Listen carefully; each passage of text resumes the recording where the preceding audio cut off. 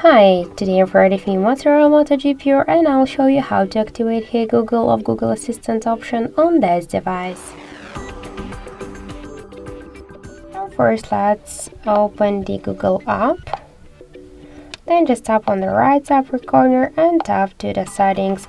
After that, click to voice section and tap to voice match. Then you'll see here, click to get started or just to no thanks.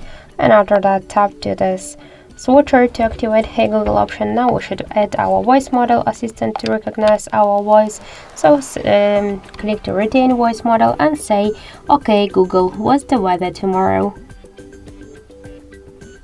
"Okay Google, remind me to water my plants every Monday." "Hey Google, make a call." "Hey Google, set a timer for 5 minutes."